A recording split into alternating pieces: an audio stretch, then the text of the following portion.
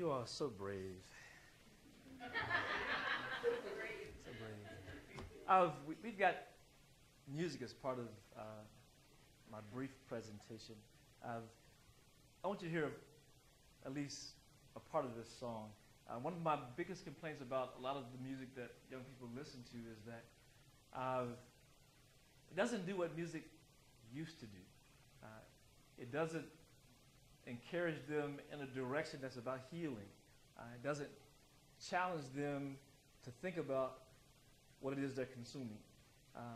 And very few times does popular music take a risk that might result in them not being played on radio because they're trying to make money, trying to make profit. They're not trying to do those other things. So here's an example of a song you may have never heard, but I think everybody should hear it. Gregory Porter's 1961. So you understand why I would recognize that song is important, because you don't hear that. You hear more songs that, especially with young kids in urban areas and college-age kids, they listen to a lot of music that promotes violence against each other, against women, against the planet. All things that make little sense to me, that seem really out of step if you think about how powerful music was, at least in the 60s and 70s. The music that was played in my house when I was growing up included Marvin Gaye and Curtis Mayfield, the gentleman Stevie Wonder, who sang beautifully but who didn't shy away from choosing lyrics that were about bringing people together and celebrating the good things, and also point out the things that were challenges that need to be overcome. And what I love about that song is that one, it's a song. It's upbeat, it's jazzy, but it kind of tricks people into listening. And then it takes on the real stuff. And the real stuff is really, when I'm not writing about family and identity and place, I really feel I have no choice but to write about social justice. Today in the NFL will be the largest protest collectively to date because of what is happening in the last 36 hours, which I'm sure all of you are painfully aware of. But I think this is a good thing, but unfortunately, the counter-argument, the counter-narrative has been so concentrated that they've taken what the protest is all about out of it. That song is in protest of young men dying in the streets from violence in general, and specifically from the hands of bad policemen or bad blue bullets, which exist if you look at what happens over and over again. If you look at the statistics, it's not an anomaly. I mean, it seems almost like an organized thing. It happens so often and so much. So I'm going to read a poem that's really, it's a prose poem, but it's an allegory. It's about football, and it's not about football. It's called The Persecution of Kaepernick. There was a boy whose father was so well loved and respected that when he walked into the room, everyone stood up and put their hands over their hearts. They lived in a beautiful white house, but when the boy peered out the window, he could see boys who looked just like him getting shot down in the street, while his father watched and smiled and said nothing. When he complained to his mother, she hugged him and whispered, "They probably broke the law." When he asked which law, she tugged nervously at her too curly hair and said, "On this planet, it's against the law to not be white." Then she begged him to stop asking questions and to ignore all the voices he thought he heard coming from the cement bricks in the house's foundation. And though they were made from the teeth and bones of the dead, she told him that all those relics in the mortar were willingly sold to his father, or lost fairly in games of war. His father loved death and war and games. Mounted in his trophy room were the tortured busts of Sioux, Cherokee, Igbo, Asante, Chinese, Mexican, Vietnamese, Somali, Palestinian, and other little boys of color from all over the world. One day the boy's father caught him kneeling and praying for all the new little boy bodies he found piled up in his father's big game room.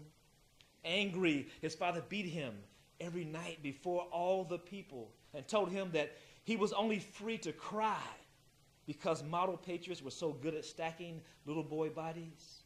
And then he told the boy to stop whining and sit down and shut up and be happy and enjoy all his privileges, or he could never play outside again. Now that's about football, and it's not about football, but it's really about the challenge of trying to find I can't think of a more silent and disruptive way to make a statement than to kneel. And the fact that that action has been conflated into being anti-patriotic and anti-American is shameful. And it shows you how strong and argumentative the people who've led that fight against any kind of protest that it would impact something that makes money. And I'm happy to report, as you all probably well know, that the NFL is not making money this year. And they want to say, the people in the counter narrative, they want to say that it's because people don't want to see the protests. But nobody at home watches the anthem on TV. That's when you go get another bowl of something or run to the bathroom and come back for the kickoff. It's the kickoff. It's not the anthem that we tune in for. What's happening is people are boycotting the NFL and they're filling their pockets. And I'm a huge football fan, and it's been difficult to not tune in, but except for last night, I've enjoyed college football. It's been equally entertaining. One of the things that, obviously he's defending is these young men being disappeared in some cases. I do a lot of work in the schools, and one of the things that I'm trying to be a champion of is trying to get more African-American males to go into the classroom as teachers. In the United States, less than 2% of all teachers look like me. There's a whole lot of young people whose lives might change if they saw someone like me in their classroom. For me, I think about the 7th grade when I finally saw a version of my future. I never even considered teaching until I saw James Atkins in front of the classroom. It was never even a possibility. In fact, I don't know if I had any male teachers at all until 7th grade. And it just kind of woke me up. And I've been on that course, even though I tried to get away from it when I thought about how poor I would be trying to be a teacher. I made my way back because I realized how important it is in classrooms. And most of my full-time occupation is teaching. And then I also do a lot of hustling on the side, teaching for free or visiting prisons, I visited institutions that try to heal people on addiction, people with mental challenges, all through the South. I think that my work is in the South. There's enough people working in the North and out in California on the West Coast, but there's a huge need in this region, and I'm committed to it. I want to read a poem that comes out of being tricked into doing one of these events. I was invited to a middle school, and if you teach, you know that there's middle school and then there's prisons, and no more need be said. I was invited to visit a school that had 0 African-American male teachers or administrators. There was not a black adult male face in the building, and they were having trouble with apparently 20 to 30 young boys. And they asked me when I was in Frankfurt to stop in and just say something to them. And I agreed that I would. When I arrived, the lady at the reception desk said, "Oh, follow me." And she took me to the gym, opened the door, and then closed the door really quickly. And I turned around, and the stands were filled, a couple of hundred kids. And I was stunned for a second. And I thought maybe they gave them all sugar before I arrived because they were bouncing off the walls. And not only were these young people not ready for a program, there was no introduction. I just came in cold, no microphone, just almost 150 young boys who were not happy that I was there. And the longer I stood there, the more they wanted to ignore me. At some point, I just walked into the stands with them, and I started touching them on the shoulder. And I tried to find the most disruptive energy in the room. And when I found him, and he tried to shrink away from my touch, but clearly he ruled the whole room. Because when he calmed down, and it was just me touching his shoulder, and him first being in shock, and then leaning into it, and then actually calming down, that the rest of them in concentric circles calmed down. Then I walked back to the front, and I said, "Good morning." And they start sneaking in the back room because they heard it get quiet. Maybe they thought I was dead. And they were stunned that I wasn't yelling. I didn't even say anything to them. I just moved through them and came back out and looked at them. So I want to read a poem that comes out of that experience.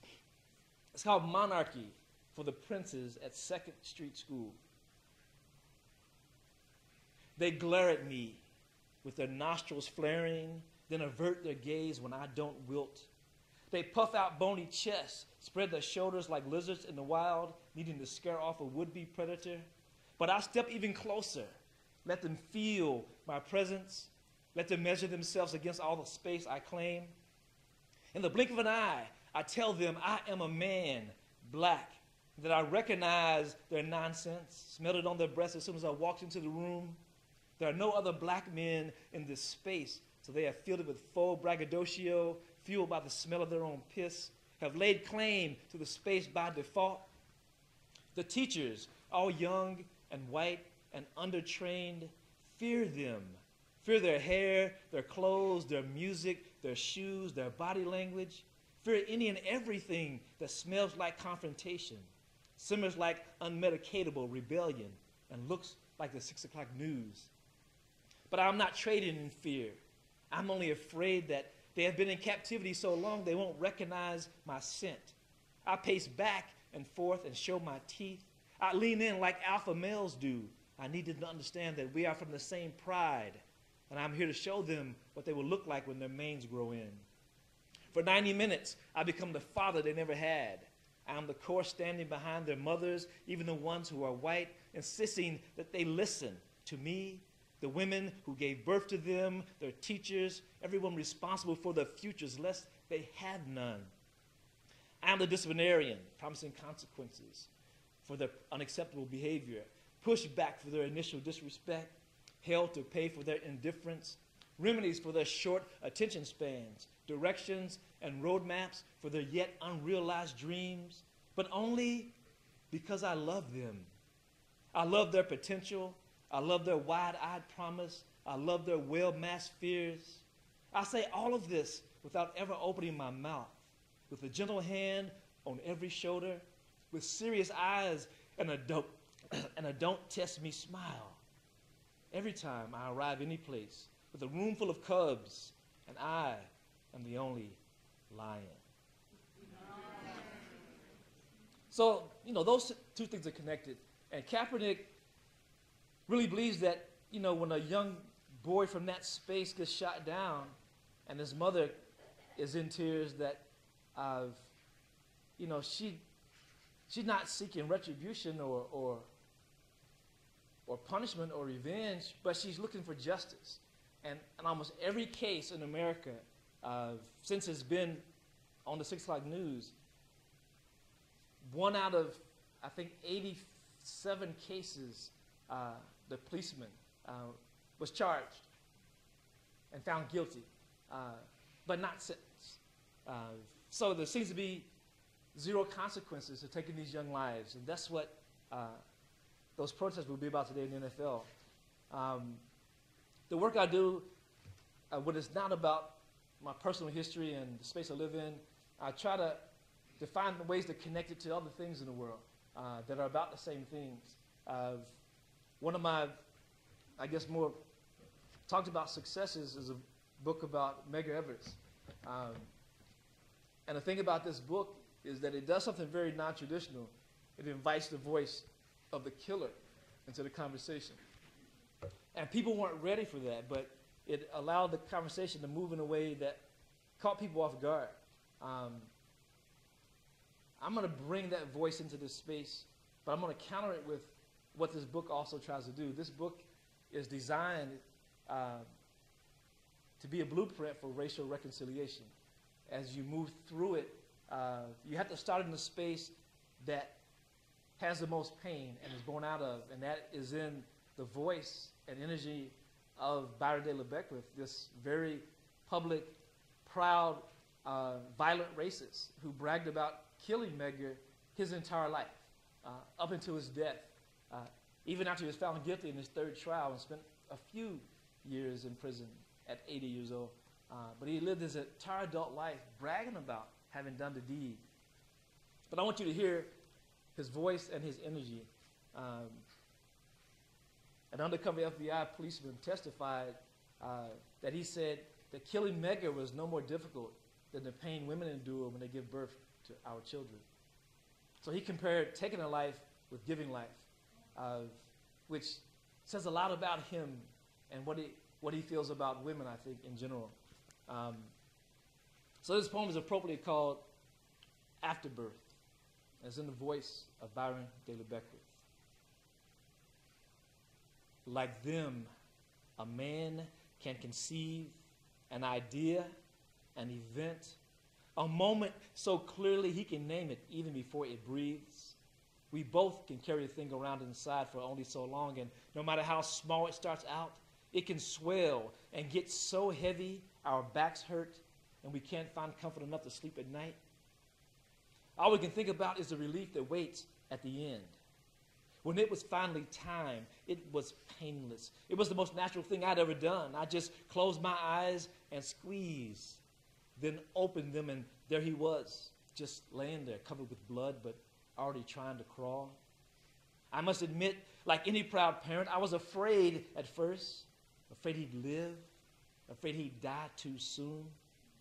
Funny how life and death is a whole lot of pushing and pulling, holding and seeking breath, a whole world turned upside down until somebody screams.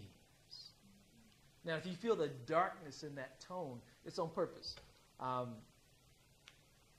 that poem is countered by Myrlie Evers, who's the widow of Medgar. And her response is an imagined conversation or address to De La Beckwith's wives, his first and second wife, Willie and Thelma. It's called Sorority Meeting. Myrlie Evers. My faith urges me to love you. My stomach begs me to not. All I know is that day made us sisters somehow.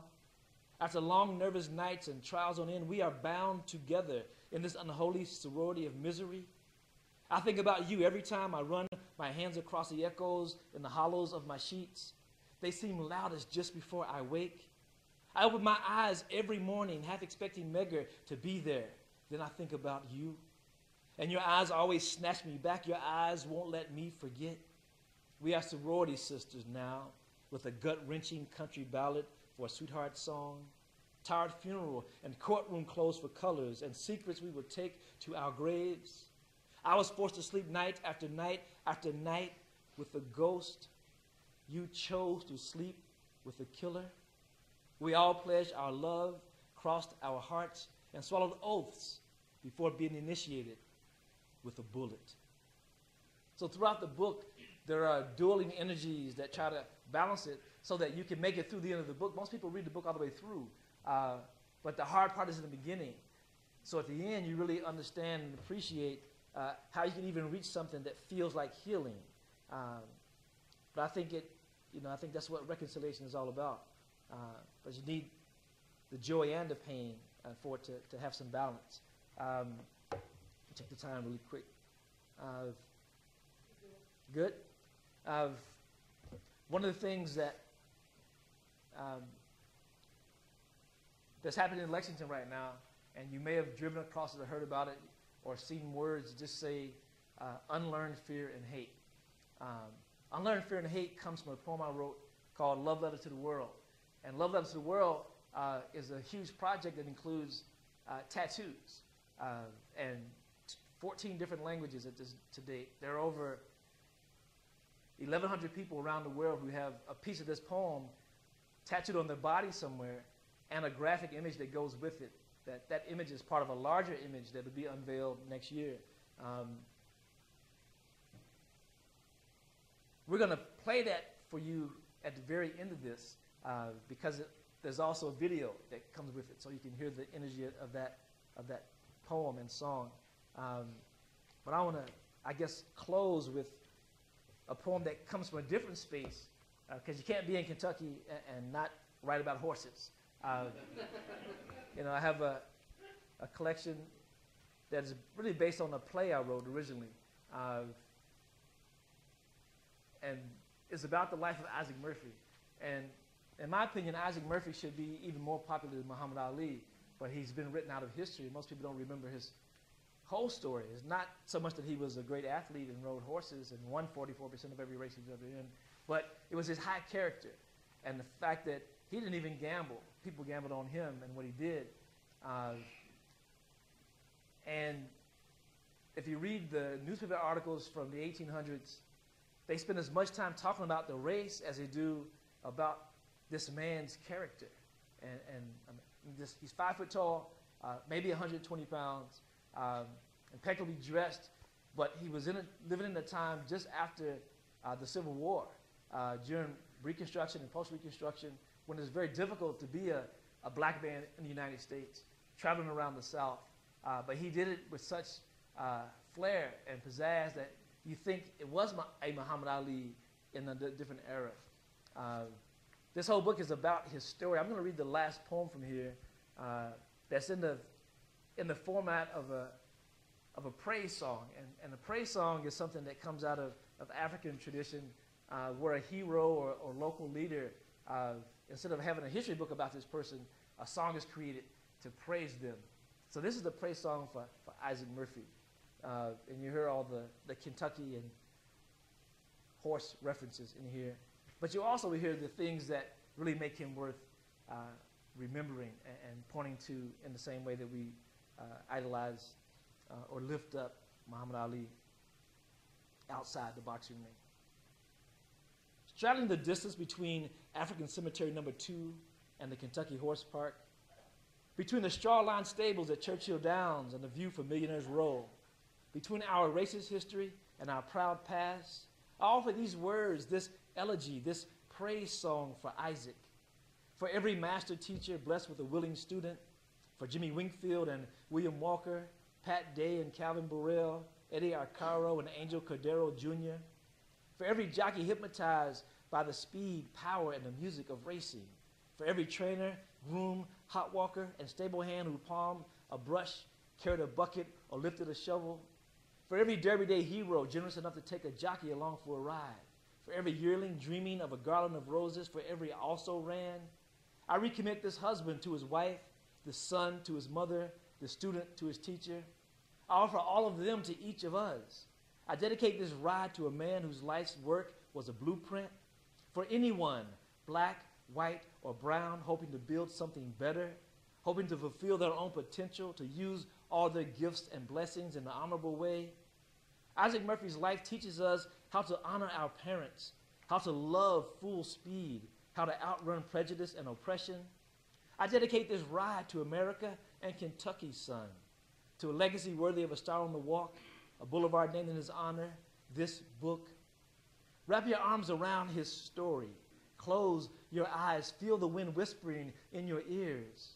Grab the reins of any and everything that makes your heart race. Find your purpose. Find your purpose and hold on. That's Isaac Murphy.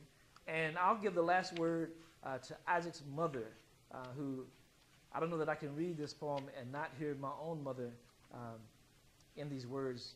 When I think about trying to finish this book and trying to imagine what the relationship was like between Isaac and his mother, I reached back to my own mother, who's now deceased, but she was a Pentecostal minister for 22 years. And so you can imagine what it was like at our house all the time. So I'm gonna read this poem, and then you guys are gonna hear this last thing, and the hostage situation will be over. This is America Burns, his mother. It's called Healing Songs. They call them spirituals, but what them really are is every bad thing that happened to each of us rolled up in a ball of sorrow and placed in the pit of our stomachs.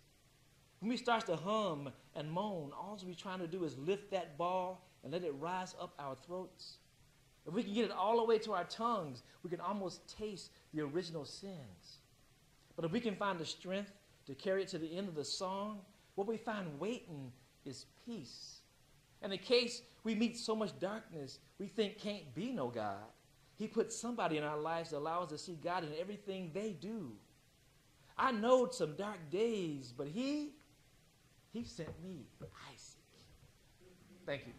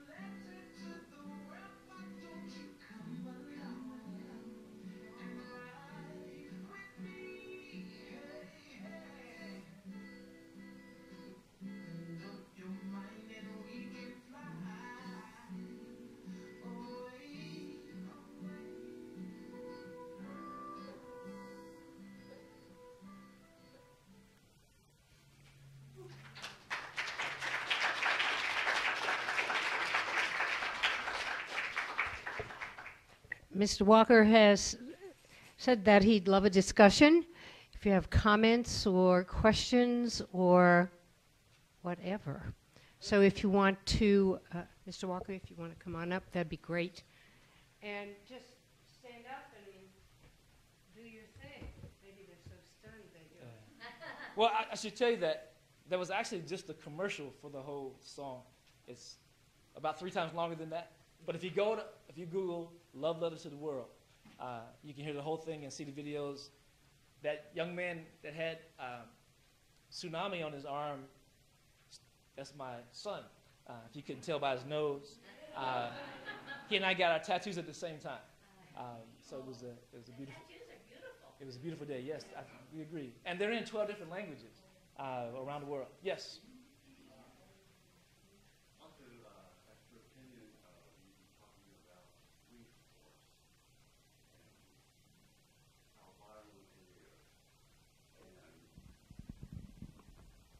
We have to look at the makeup of who the police are. And it seems to me that they're coming from the military.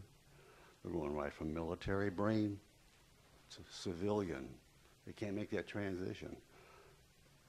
Is there some process, do you think, would be helpful, to reacclimate into civilian society those who are police?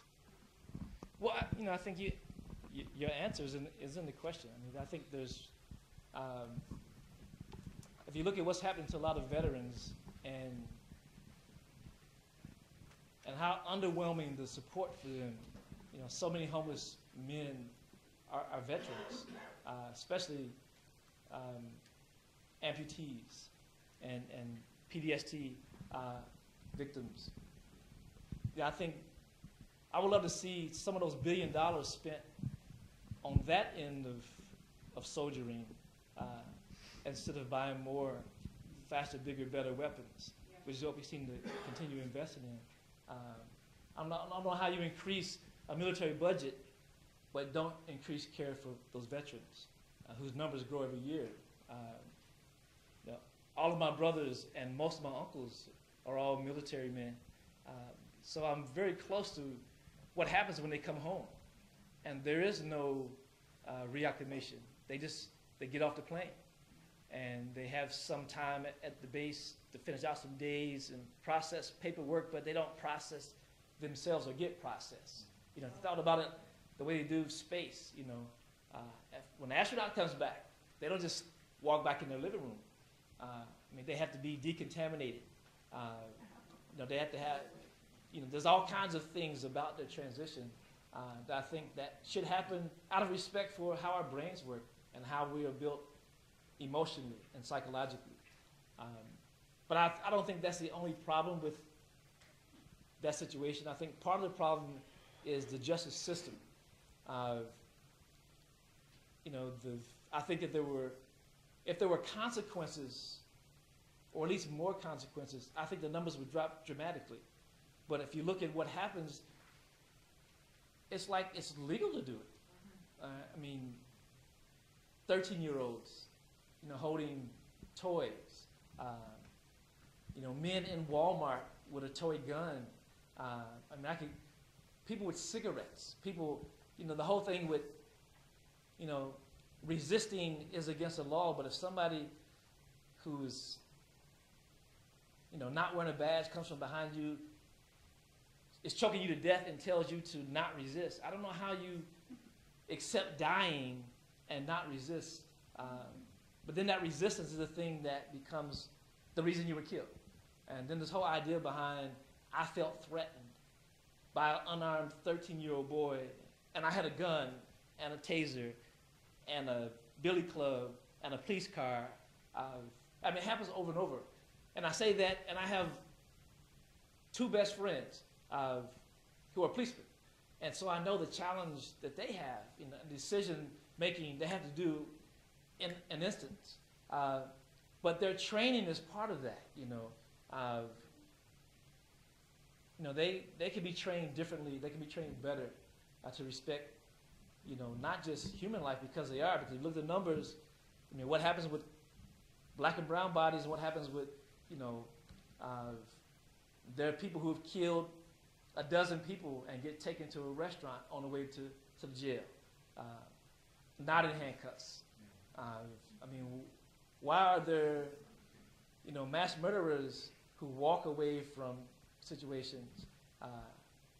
You know, why can some people have guns in their hands and others can't even have a thing that looks like a gun in their hand? I mean, there's something really wrong in America when you look at that really that close. And the military part of it, military portion of that is just part of the solution, I think. But the reacclimation, clearly. The young man who's handling the books today, his dream is to be a policeman. And he's been training to lose weight. He's been trying to get his mile down under the time. He's taken tests in Lexington and Richmond for the last 5 years, and he almost made the cut, I mean, every time. But he wants to be a policeman. I mean, you know, we believe in the role of policeman, but we also understand that,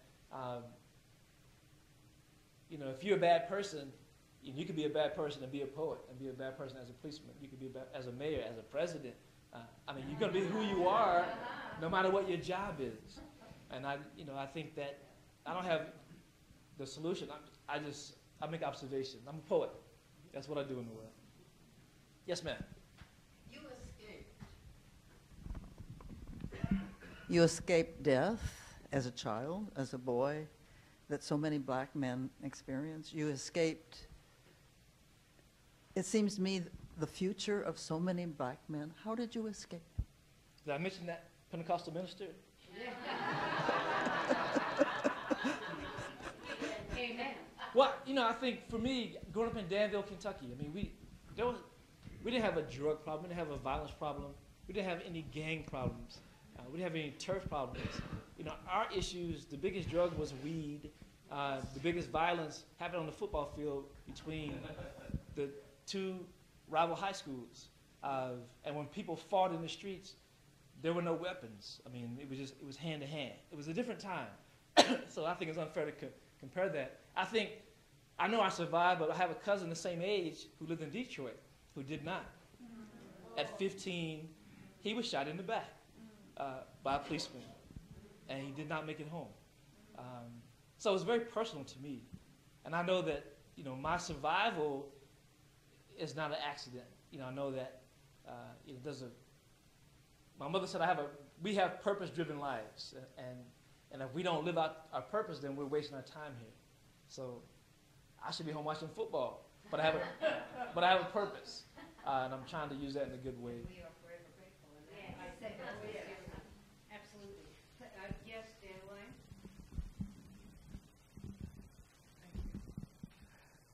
I think purpose is the real issue. I do think we don't have purpose any longer. Our children don't have purpose.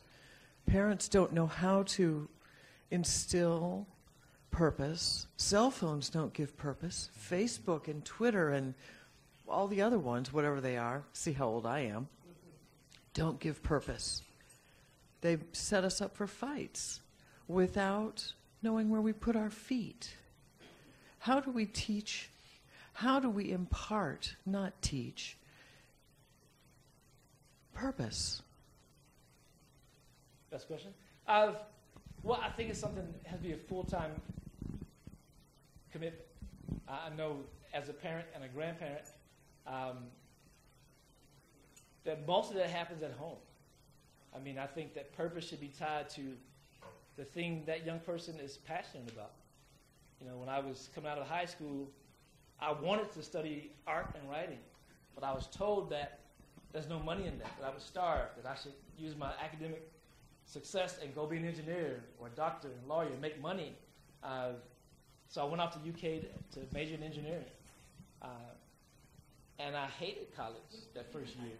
I mean, and part of it was I didn't feel like I was doing what I was supposed to be doing. And it wasn't until I decided that college wasn't for me and took a job in a factory and found out that that wasn't for me either. That my mother and I, you know, we compromised, and I agreed to go back to school if I could study the thing I loved.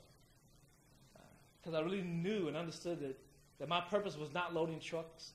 It was not even engineering. It wasn't making money. You know, it was being creative, making art, you know, doing something in that space with young people, you know, being a public person, and trying to make a difference in the way that she did, but in a different way, in a different audience. And she got that really quickly. You know, she thought that she was raising me to be a minister, but she went to my very first public poetry reading, and it was at the, maybe in the library here in Richmond, her first reading. And at the end, she said, I got what I wanted.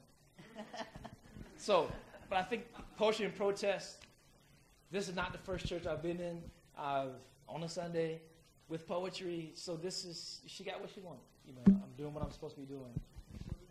And we got